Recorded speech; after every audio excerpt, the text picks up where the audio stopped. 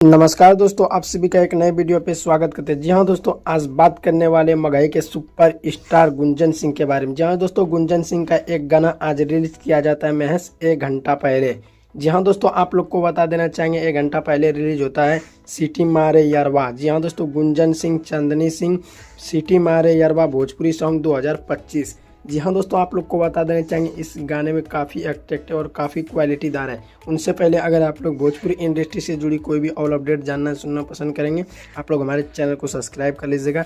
जी हाँ दोस्तों, गाने का नाम रहता है सिटी मारे यरवा और इसको गाते हैं, सिंगर होते हैं इस गाने में गुंजन सिंह और फैक्ट में नज़र आते हैं चांदनी सिंह। उसके बाद इसको लिखने वाले होते हैं विक्की विशाल और इसका म्यूजिक डायरेक्टर होते हैं Roshan Singh, producer video director होते हैं वेब म्यूजिक प्रोडक्शन।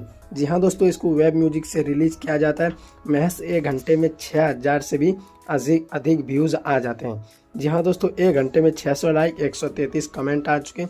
अगर आप लोग इस गाने को नहीं सुने तो आप लोग जाइए वेब म्यूजिक पर आप सभी को ये गाना देखने के लिए मिल जाएगा। जी हाँ दोस्तों, आप लोग को ये गुड न्यूज़ कैसा लगा? अच्छा लगा वीडियो को शेयर कीजिएगा। चलिए दोस्तों, मिलते हैं नेक्स्ट वीडियो में। धन्यवाद।